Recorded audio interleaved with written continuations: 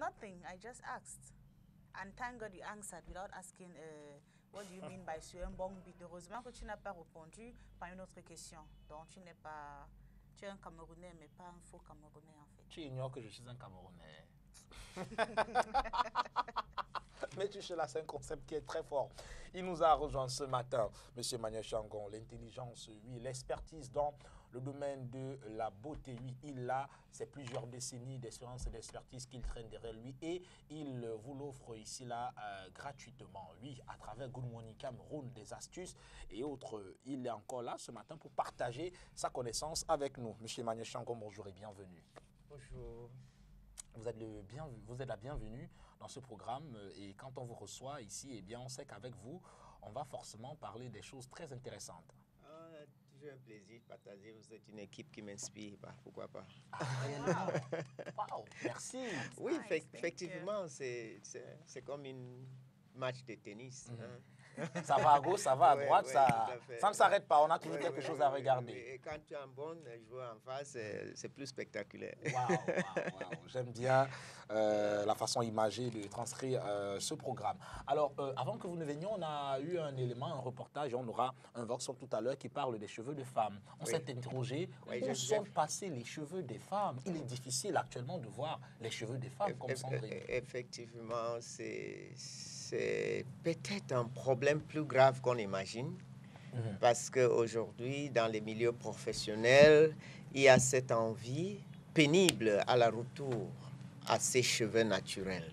C'est vraiment pénible parce que beaucoup ont été pris dans une enclave et ils ne se sont pas rendus compte quand cela est arrivé. Et maintenant, je pense que c'est grâce à l'éducation et l'assurance qu'on peut leur donner que beaucoup qui ont eu un peu de courage de poser le problème et qui ont ouvert les yeux à écouter aujourd'hui se sont libérés. C'est comme, je ne sais pas, c'est comme toute difficulté qu'on peut avoir et penser qu'il n'y a pas de solution et de passer plus de temps à désespérer au lieu de même pleurer et crier, soulever un alarme. Peut-être c'est le voisin qui va vous sauver. Mais si on revient sur les origines, pourquoi est-ce qu'il est si difficile? Pourquoi les femmes migrent-elles vers les greffes, les perruques et autres? Il faut voir que nous sommes, quand vous dites pourquoi les femmes, regardent dans le Cameroun comme un contexte aussi particulier. Nous avons un environnement dans lequel de plus en plus, il nous faut autant de gadgets et des accessoires possibles pour valoriser sa personne. Et ça, c'est un manquement qui quitte des parents aux enfants. Je peux dire que notre génération n'avait pas aussi des problèmes si graves. Heureusement que j'ai passé un peu de temps dans cette industrie. Je faisais dans les 84-90 pratiquement des mois sans voir un accessoire dans le salon. Des mois? Oui. Wow. Donc, on avait quelques clients qui disent « Ok, je voyage, je pars en vacances et je ne sais pas qui va s'occuper de moi là-bas, Emmanuel. » Et beaucoup partaient en France parce que ma clientèle était dominante francophone, ici à Douala à l'époque. Et beaucoup partaient en France. Et en France, il n'y a pas de bons coiffeurs pour les cheveux africains. Il y en a quelques Anglais, quelques amis en principe qui se sont introduits là-bas. Lorsque j'ai fait les échanges avec eux, ils sont allés faire les lancements. Ils étaient scandalisés de la maîtrise vraiment basse des cheveux africains.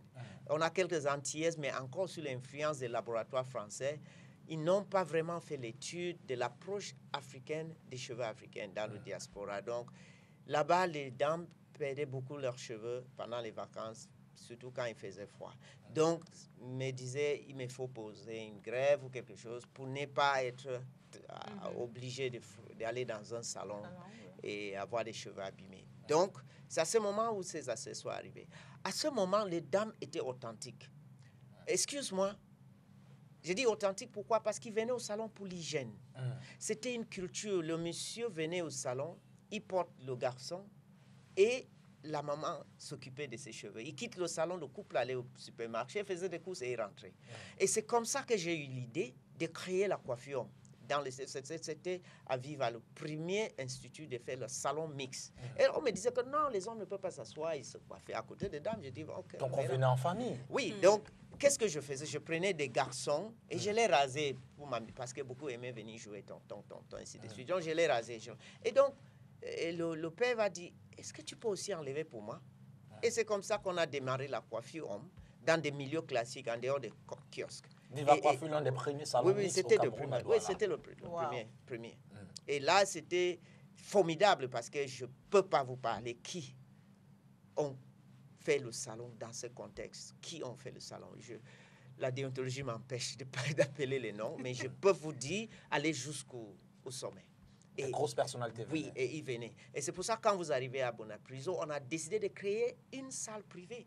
Parce qu'à un moment, je me gênais de voir une référence de ce pays entrer et devait s'asseoir et en face de lui, un jeune garçon de lycée Jos, qui est là avec son basket parce qu'il voulait le dernier coupe américaine de Spike Lee. Donc, quand je voyais ça, ça ne collait pas avec mon éducation.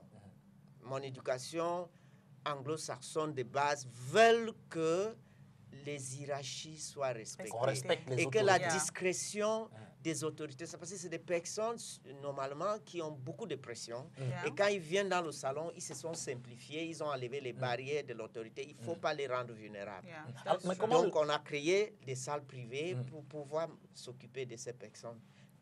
Moi, j'ai envie de savoir d'où vient le déclic, parce que là, vous avez expliqué pour la diaspora, mais d'où vient le déclic du fait que même celles qui résidaient ici au Cameroun, avec des salons à leur opportunité... Tout à fait. Le déclic est venu dans deux aspects. Un, il n'y a pas des écoles qui maîtrisent le soin des cheveux africains.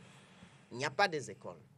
Ici, on avait beaucoup plus des esthéticiennes qui ont fait des soins, des formations en France, et qui ont venu créer le salon pour dire, OK, si la dame sort de sauna ou de massage, il faut lui donner un coup de pain.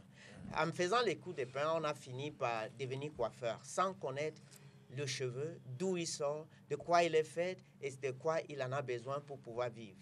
Et donc, lorsqu'on voyait qu'on abîmait les cheveux, le fait de tresser, de faire des rastas, c'est un art africain que même les jeunes filles apprenaient au quartier de leur maman pour arranger la tête pour dimanche et pour aller à l'école. Donc, c'était spontané qu'on puisse faire des choses comme ça.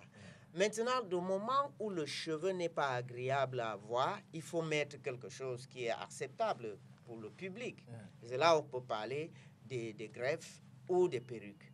Et donc, la culture des greffes qui est une dépannage nécessaire de temps en temps est devenue une habitude une parce obligation. Oui, parce que la dame ne supportait pas ses propres cheveux. L'un des premiers dommages agressifs, l'arme de destruction massive dans l'Institut de beauté était des mauvais shampoings alcalins, qui sont beaucoup plus des shampoings qui arrivent ici de l'Europe, qui n'ont aucune discipline par rapport à nos cheveux, notre réalité, notre climat. Ces shampoings étaient très destructifs, très alcalins, indiqués pour les cheveux européens et le climat européen, la séborrhée, donc les problèmes de l'agression de leur situation. On les vendait ici dans les supermarchés qui appartenaient aux expatriés, et les parfums et les bouteilles et les références que le Camerounais achetait toujours avec je ne sais pas quel mot je vais utiliser, une faiblesse de complexe. Je veux dire qu'il souffrait d'une complexe d'infériorité terrible, juste de savoir que j'ai tel produit, sans savoir c'est un poison qui vient de tel laboratoire, je me suis doté de quelque chose d'excellent. Et tous ceux qui voyageaient arrivaient avec des sacs de cette ordure, et j'ai passé un bon bout de temps à vider les sacs dans notre salon. Oui. Aujourd'hui, mes clients sont très contents parce qu'ils n'ont plus de mal de dos. Chacun arrivait avec un sac qui était une boutique.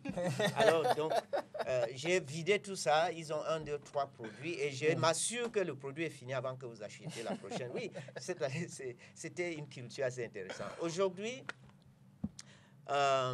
c'est un abus à la santé, c'est une agression à l'équilibre psychologique. Peut-être qu'on va revenir dans un instant aux conséquences que cela peut avoir sur l'être. Mais Sandrine, je propose qu'on aille regarder cet autre élément qui rentre toujours en droite ligne avec ce sujet-là. Il s'agit d'un vox pop. Pourquoi est-ce que les femmes, on les a interrogées elles-mêmes pour demander pourquoi est-ce que vous ne laissez plus vos cheveux, mesdames? Allez, Eric Anon, regarde le vox pop et puis on se retrouve juste derrière. 233-477-487 653-560196. On the road to well-being, serenity and relaxation, to escape from the daily stress, a balance-oriented care where your body will be in fusion and perfect harmony with your mind and soul. Viva Viva Coiffure, the beauty of the mind, body, and soul. Situated at 250 Afcody Street, Bonapriso, besides Total Shop La Croix Santerre, with an annex at Bonamoussadi Zone A, NAO building. Contact us on the following numbers: 233434813, 695191354, 677333356, or 233-477487, 653-560196, 677-856768.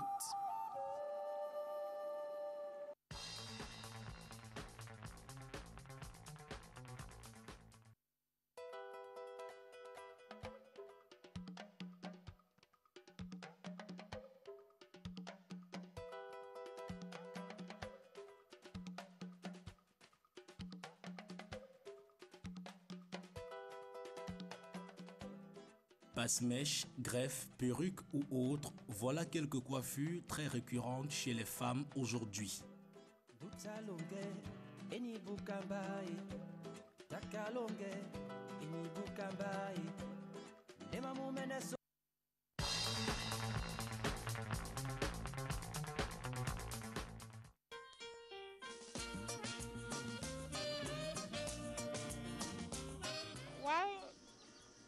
Natural hair is good, but these ones too are good because you beautify, you change your styles. Not actually, it's not cheaper because it's cheaper to keep your natural hair.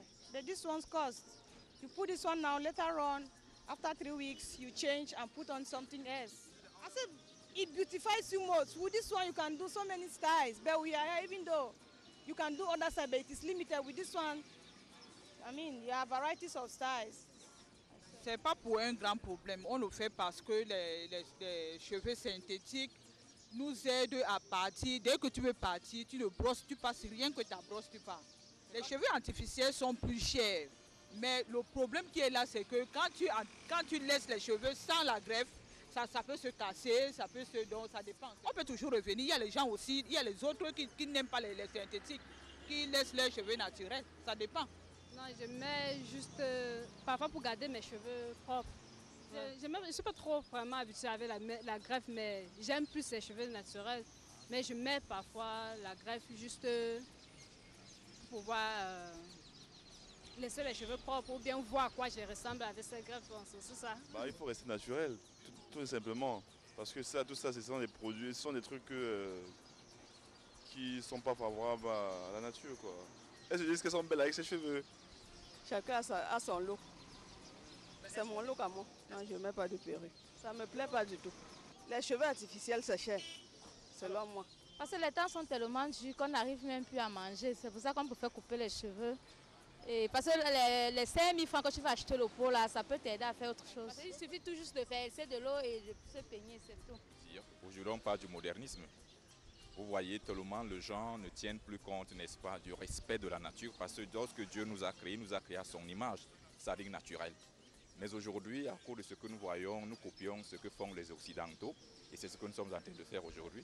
Donc on a perdu en fait même nos propres valeurs africaines. Je donne de l'argent à ma femme pour aller faire ce genre de coiffure, les coiffures extravagantes. Je ne le fais pas, je ne l'admets pas chez moi. Bon, mais rester tout naturel, je crois que c'est pour cela que Dieu nous a créé à son image, qu'on reste tout naturel. On peut se faire bon, on peut se faire belle, mais tout en restant naturel.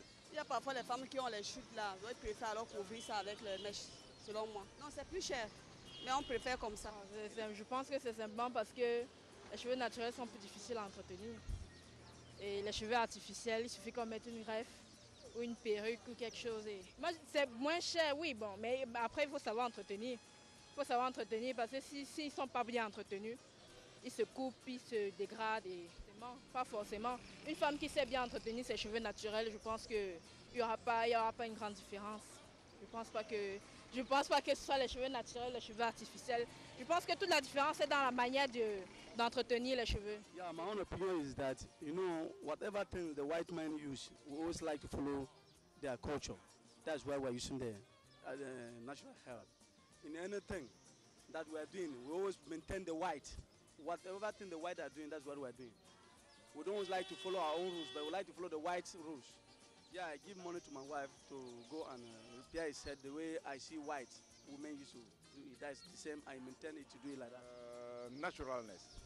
I think the idea of borrowing culture, because you know, wearing wigs, changing hairs is the culture of the Western culture, and to my greatest opinion, we should do away with the Western culture, because in reality, our African natural hair is better than, you know, imitating the white man. Well, we are compelled to do it, you know, we are forced to do it, because when you don't do it, you know, it can create a sort of impact in the family. No, in reality, they are not as beautiful as their natural hair. But sometimes, in order to evite, you know, to do away with mishaps in family cycles, we allow them to do what they feel as doing.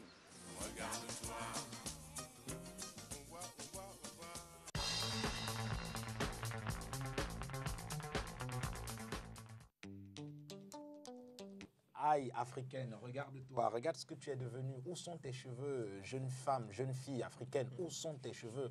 Pourquoi faire ce suivisme moutonnier-là qui pourrait avoir des conséquences non seulement financières, mais aussi sur ta santé? On a envie de se demander, Manya Shango. But you know, they always talk about this issue of hair and associated only to women. But we notice that the women are not the only ones who are concerned. There are also men who go through artificial means with the hair.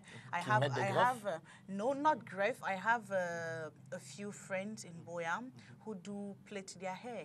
They use mesh. Ils utilisent les mèches sur leurs cheveux. Peut-être pour faire les passe-mèches. You know, of course. This bacala, that is kind of in a zigzag manner to them. It's what they call Alicia Keys. It's en vogue. So they also go for it. Yeah. So don't crucify only the ladies, Etienne. Well, we shouldn't say we are criticizing. We are raising a concern that many of them are already suffering from, and the women are in the majority. Of course. And the women suffer even more because they have so many pressures to manage, and these pressures may destabilize their balance and their ability to say no to certain things, even if they don't really want to do it. Most of the time, it presents itself as the way to be. And so if you don't fit it, you are off the track, and so your society can relegate you and things like that. It's all psychological. But it's not as easy as that. When you see the way we raise these children from their basics in life and what values they should be attached to, we already make them exposed. You see, most of the time, parents do not give the impression that they are enough for their children with what they have, with the love, and with what they can provide.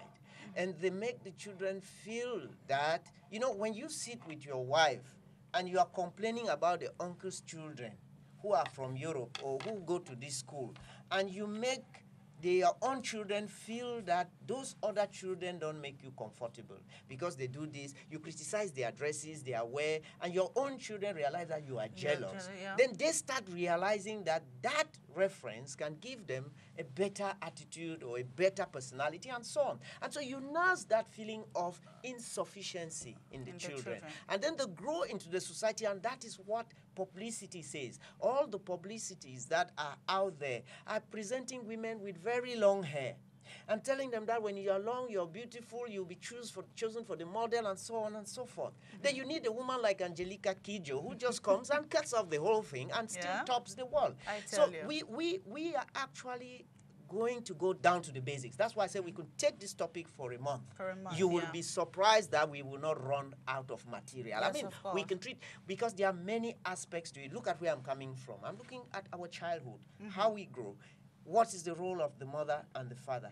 I've always told the women that when you dress, your little girls are looking at you. You know, when you do makeup, they are looking at you. When you say, I have an attitude when my little daughter came to the world. I always made sure, I said, if you tomorrow want to love a man, let that guy look like your daddy. And so I made specifically how I dressed in the morning, and I made sure she saw me when I'm going to work. I did it intentionally. And I said, okay, the world of tomorrow, what will they want a woman or a man to look like? And I said, okay, let me create an image that she will keep in her mind. Mhm. And I As she know grows it is up. there. As she grows up, she'll be able to make her choice of who a man should be and what is the attitude. It has to do with everything. But what I want to say is that with all what we have to do, as a father, as a mother, to meet up with life, some of times the pressures make you forget and you are not attentive. We are just building back the attention. Once the children grow with insufficiencies, they are vulnerable to publicity and to peer pressure. Peer pressure in school and in the society. And this is very important. Yeah. And we must start working on that now. We can break the cycle now. We can cut it. We can determinately cut the cycle now. And you will realize that in the next 5 years, the situation will work. But programs like what you are doing, congratulations, is just wonderful. Because Thank you. yes. It's, I can tell you, it's really powerful. And we just have to create more awareness on such programs such that the society should be educated. Let me tell you something. Lorsqu'on est dans le salon, quand tu prends le temps, d'abord, la première rencontre avec les clients, c'est une consultation. Cette consultation demande qu'on cause. Always. Il demande qu'on cause. Il demande qu'on cause véritablement. Si tu viens et tu es trop pressé, vous voulez vous laver les cheveux, ça ne nous intéresse pas. Il faut qu'on cause parce que la relation que le salon va avoir avec vous, c'est une relation à vie. Je peux vous dire, parce que si en 32 ans dans le métier, je m'occupe des gens, leurs enfants et les enfants de leurs enfants. Wow. Je pense, non, sincèrement, beaucoup sont revenus se marier dans le salon. Donc, oui, c'est beau. Et je pense que j'ai des images que je peux célébrer. Et c'est tellement beau parce que vous les avez vus. Yeah, petits, you took them et from ce child, sont, yeah. vous êtes parents à la limite. Hein, et donc, c'est beau, c'est chaud. Ça, c'est vraiment être récompensé pour un métier. Je voulais dire que quand vous dites que cette toucher que je fais, c'est pour juste ton argent, c'est une erreur. Dans notre métier, les relations durent longtemps. Et donc, je dis souvent aux clients, les premiers jours, il faut qu'on ait une racine dans ces relations qui va permettre qu'on ne vous blesse pas, qu'on ne vous donne pas de mauvais conseils, qu'on comprend exactement quels sont vos besoins profonds, même si vous avez des difficultés à l'exprimer. Qu'on essaye de spéculer autour de ce qu'on a eu comme lecture pour trouver une entente. C'est dans cette lecture que vous allez voir que la plupart du temps, les dames sont en quelque sorte hypnotisés par ces accessoires ou sont otages de ces accessoires. Et maintenant, pour pouvoir enlever, les libérer de ça, c'est tout un autre processus. Parce que la plupart du temps, ils ont perdu des cheveux et ils sont plus fiers. Moi j'ai envie de demander, avant qu'on entre dans comment remédier à cela ou les conséquences, j'ai envie de demander comment est-ce que les poses déjà de ces greffes-là se font, parce qu'on voit en bordure de rue, pour ne pas citer le marché Mbopi, marché central, on voit des filles qui font la coiffure là-bas. Est-ce que toutes les conditions sont réunies pour une meilleure pose de ces greffes-là sur les têtes? D'abord, quand je dis chaque matin ici qu'il est temps que cette industrie soit réglementée, il faut des législations. C'est parce que vous ne pouvez pas vous rendre compte que le cuir chevelu est une zone érogène. Donc vous le comparez aux parties les plus sensibles, génitales ou des bouts de sang de l'être humain. Je suis scientifique et je dois appeler les choses par leur nom. Il est important que vous compreniez le sérieux de ce que nous disons sur le plateau. Donc, si le cuir chevelu, c'est-à-dire en termes de la disposition des terminaisons nerveuses, le cuir chevelu fait partie de ces zones. Le derrière des genoux, les cuisses, les bouts des doigts, toutes ces zones demandent que lorsqu'on doit avoir un contact physique avec ces zones, que ce soit des contacts étudiés, parce que la répercussion au niveau de l'intelligence de l'homme peut avoir des conséquences très profondes. Donc, ça finit toujours par des traumatismes. Et vous savez, l'un des éléments qu'on ne parle pas beaucoup, c'est les effets des actes qui impactent notre psychologie et des conséquences. Vous savez, la plupart des complexités des conflits du monde ont été tracés à un déséquilibre psychologique systématique perpétuée pendant un temps avec une indifférence consciente ou inconsciente de ceux qui pouvaient le résoudre. Alors donc, cet acte de mettre plus de 5 fois 200 000 terminaisons nerveuses à peu près sur une surface aussi concentrée, limitée comme le cuir chevelu, sur une tension permanente pendant une période de, disons, une semaine, 2 mois, 3 mois, est un traumatisme profond. Et donc, le corps réagit parce que par l'intelligence, vous résistez. C'est comme si vous portez une chaussure serrée le jour du mariage et vous ne pouvez pas crier parce que les gens vous regardent. Hein, mais juste après le mariage? Mais non, non, non. Mais quand on regarde des photos, on va on voir... vous sent crispé. On voit des crispations et on voit entre deux poses. Quand le photographe dit souris, tu dis... Et on prend la photo et juste après, entre deux photos, il y a une autre attitude. Dès que vous entrez dans la voiture, si le chauffeur n'est pas très prudent, le chaussure va lui cogner sur la tête. Alors, donc c'est pour dire que nous avons une pression permanente. Et ça se répercute dans la vie sociale, au niveau de bureau. Vous voyez, c'est un chef d'entreprise, ah bonjour. Ça veut dire quoi? Ça veut dire que c'est la pression et souvent ça vient de ça. Mais comment est-ce que les filles font cette pose de greffe-là? Parce qu'il y a d'abord une tresse qui se fait après, il y a avec des aiguilles et du fil. Et moi, je vois une dangerosité parce que l'aiguille peut également piquer le cuir chevelu. Oui, bien sûr. Vous êtes en train d'aller tellement vite. Mais je voulais dire que même lorsqu'on a des situations, des risques, hein, parce qu'il y a des risques d'infection, il y a toutes sortes de maladies qui peuvent passer parce qu'on utilise un outil coupant sur le cuir chevelu. Il y a toutes sortes de maladies qui peuvent être transmises de ces maladies. Et les conditions de travail n'est pas hygiénique. Et bien sûr, et l'environnement dans lequel on travaille n'est pas. Et je voulais même dire que mettre une dame au bord de la route et s'occuper de sa beauté, c'est comme exposer le spectacle avant le spectacle. Vous comprenez? Vous ne pouvez pas vouloir voir une théâtre et vous entrez dans le vestiaire voir comment on prépare les clowns avant de sortir. Une dame, quand elle prépare ses artifices pour nous impressionner, c'est quelque chose de sacré. Allez vous asseoir sur un bord de route, dites que vous souffrez d'une maladie très grave déjà. Donc, toutes ces dames qui se mettent ont un problème d'identité et d'image. Et ça, c'est très sérieux parce que cette dame va élever le futur président du Cameroun. Demain, je ne sais pas, elle va élever le futur premier ministre ou le général de l'armée. Quand cette dame elle-même doit laisser qu'elle se traite de cette façon, ça veut dire qu'on a un problème sur le Camerounais de demain. Voilà. Donc, je voulais dire que c'est un sujet qu'on peut traiter de plusieurs aspects, du point de vue physiologique, psychologique, du point de vue de comment on développe notre société et de l'image de la personne, et puis pouvoir même gérer sa journée. Voilà. On va revenir peut-être aussi sur la qualité des greffes même que l'on pose sur les têtes. Peut-être le temps pour nous de prendre d'abord en 4 minutes le Vue sur le net, oui, cette rubrique qui est la plus décalée de la télé, comme j'aime si bien le dire. J'espère que Sandrine ne va pas se renverser parce que elle nous permet souvent de rire ou de pleurer. En tout cas, ce qui est vrai, c'est qu'il y a les photos invraisemblables, les vidéos, bref, des images qui sortent hors du commun. Et ce matin encore, je pense que le Vue sur le net de ce jour ne va pas déroger à la règle, Sandrine. Well, if it's ready, let's just take on. Vous avez la cote de rechange pour rire déjà? I already feel pains already, so I don't think I'm even going to laugh for that much. Yeah. Allons-y, le Vue sur le net de ce matin.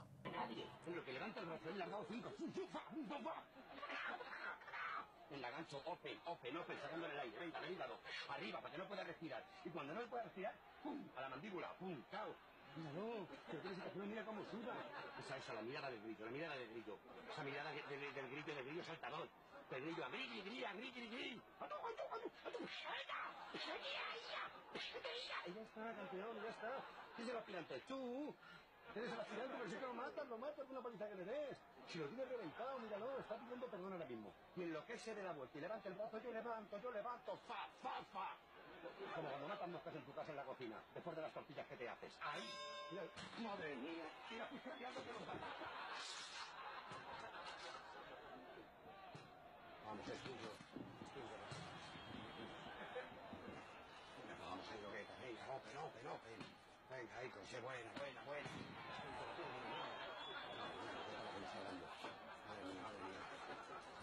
se coge la roqueta, ay. Vamos, ahí, fíjate.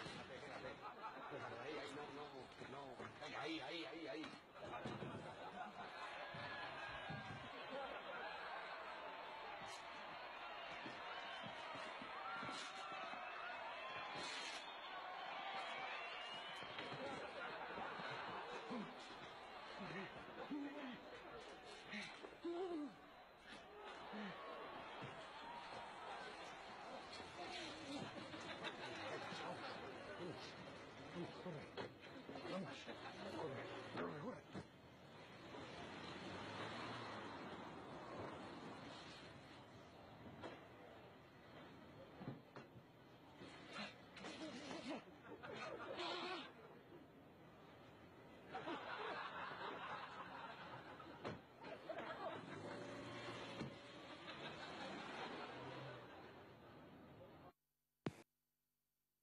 Franchement, ce que moi je retiens de cela, c'est que il n'y a pas d'héros mort.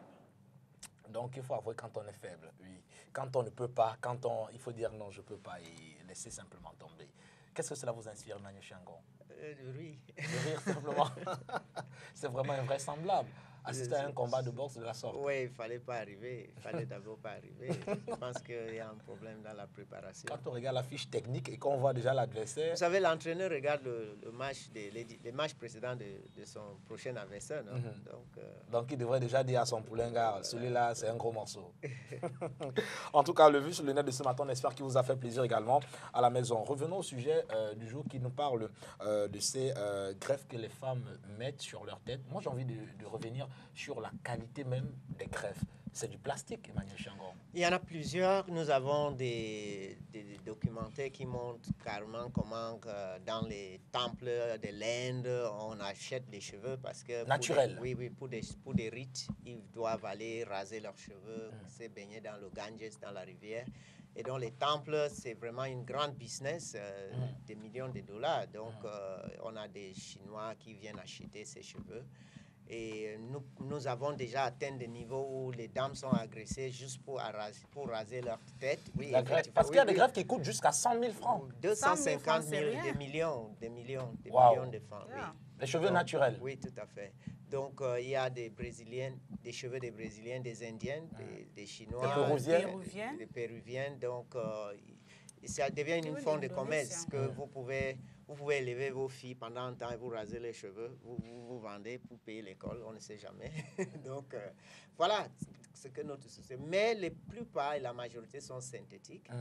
Et eux tous ont le même mal au niveau du cuir chevelu lorsqu'on le tient longtemps. Mais le fait d'avoir les accessoires synthétiques sur la tête pose encore un autre problème parce que ils ont une communication énergétique très désagréable avec le corps humain et la chaleur, l'humidité, ainsi de suite. Donc, ça pose des problèmes encore de santé.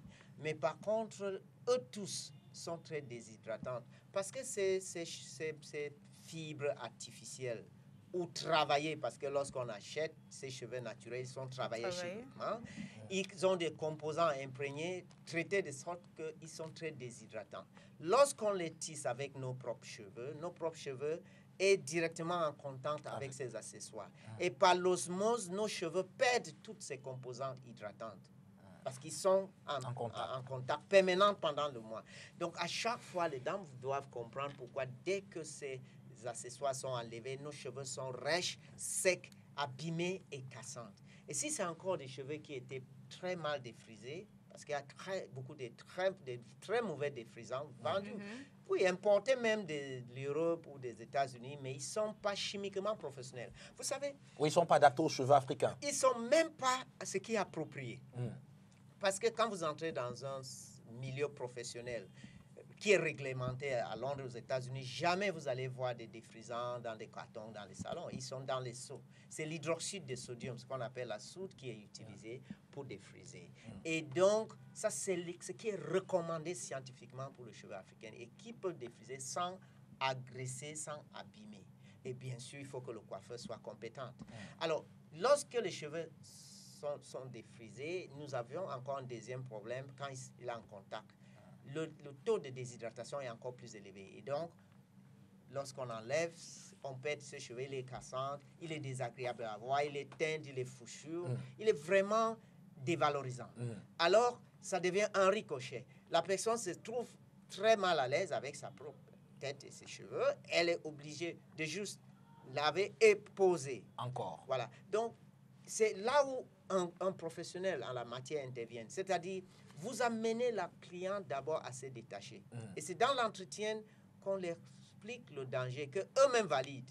Parce que pendant la période où eux ne mettaient pas ces accessoires et la période qu'ils amènent, votre diagnostic va être validé par eux au niveau de leur comportement, leurs attitudes interpersonnelles, au niveau de leur bien-être, au niveau de la qualité de leur sommeil.